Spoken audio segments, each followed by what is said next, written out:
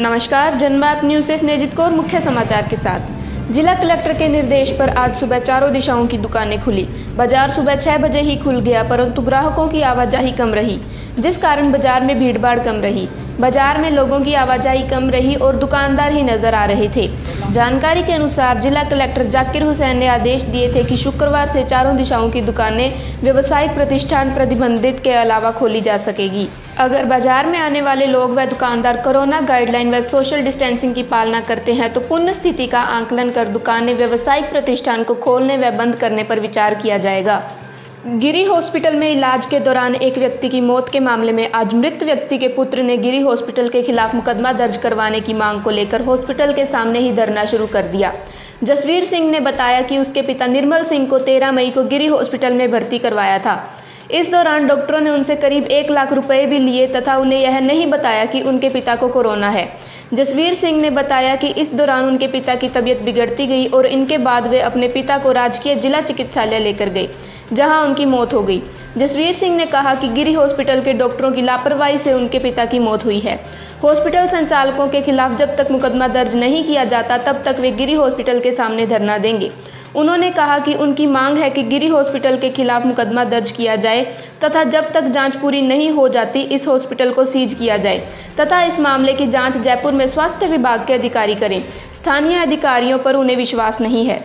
कोविड-19 के उपचार से संबंधित आवश्यक वस्तुओं एवं दवाओं की जमाखोरी, मुनाफाखोरी और कालाबाजारी को धन शोधन निवारक अधिनियम के तहत संज्ञेय अपराध माना जाएगा और ऐसा करने वालों को सख्त सजा हो सकती है। प्रवर्तन निदेशालय ईडी ने अपने अधिकारियों का निर्देश दिया है कि इस तरह के कोविड संबंधी अपराध को संज्ञेय अपराध माना जाए और इस तरह की गतिविधियों से संलिप्त पाए जाने वाले खिलाफ कार्रवाई की जाए। इनमें अस्पतालों के बिस्तरों, आईसीयू, वेंटिलेटर के लिए ज़्यादा कीमत वसूलने, रेमडेसिविर सहित आवश्यक जीवन रक्षक दवाओं को जमाखोरी और ज़्यादा कीमत वसूलने, फर्जी आरटी-पीसीआर प्रमाण पत्र जारी करने के मामले शामिल हैं। ईडी ने अपने अधिकारियों को कहा है कि कोविड उपचार उपलब्ध होने का दावा करने वाले प्रचार, ऑक्सीजन सिलेंडर मुहैया कराने के नाम पर लोगों के साथ धोखाधड़ी करने, एम्बुलेंस सेवा के लिए ज़्यादा कीमत वसूलने आदि के मामलों में धन शोधन निवारक कानून के प्रावधानों के तहत कार्रवाई की जाए। केंद्र सरकार प्रतिदिन 1 करोड़ वैक्सीनेशन सुनिश्चित करे व भारत के हर नागरिक को यूनिवर्सल मुफ्त वैक्सीनेशन दिलवाई जानी चाहिए। यह बात आज प्रभारी मंत्री बी.डी. कल्ला ने जिला मुख्यालय पर आयोजित प्रेस वार्ता में कही। प्रभारी मंत्री ने कहा कि कोविड-19 ने लगभग हर भारतीय परिवार को अप्रत्याशित तबाही एवं असीम पीड़ा दी है। दुख की बात है कि केंद्र की मोदी सरकार ने कोरोना से लड़ने की अपनी जिम्मेदारी से पल्ला झाड़ लिया है और लोगों को उनके हाल पर छोड़ दिया है। प्रभारी मंत्री बी.डी. कल्ला ने कहा कि सच्चाई यह है कि केंद्र की भाजपा सरकार कोविड-19 के आपराधिक कुप्रबंधन की दोषी है। उन्होंने कहा कि पूरे प्रदेश में राज्य सरकार की ओर से कोविड वैक्सीनेशन करवाया जा रहा है, परंतु केंद्र सरकार इस पर कोई कदम नहीं उठा रही है। वैक्सीनेशन के कारण राज्य सरकारों पर अतिरिक्त बोझ पड़ रहा है।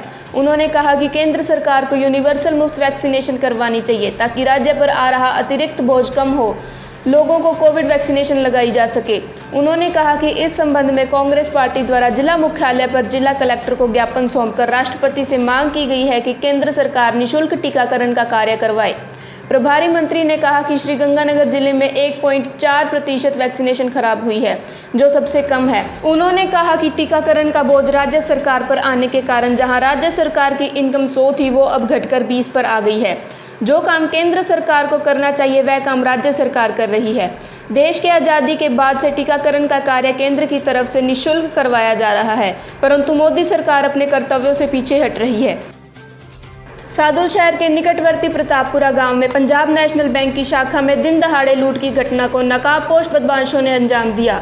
जानकारी के अनुसार प्रतापपुरा गांव में पंजाब नेशनल बैंक की ब्रांच में 3 नकाबपोश पिस्तौल लेकर घुसे तथा करीब 7 लाख रुपए लेकर कार से फरार हो गए।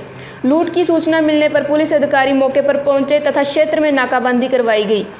घटना के बाद बैंक के बाहर ग्रामीण एकत्रित हो गए। पुलिस नकाबपोश युवकों की तलाश में जुट गई है।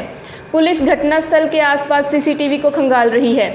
जानकारी के अनुसार कालीरावन की ओबीसी बैंक की शाखा को पंजाब नेशनल बैंक में मर्ज करवाया गया था। क्षेत्र में नाकाबंदी करवाई गई है। धन्यवाद।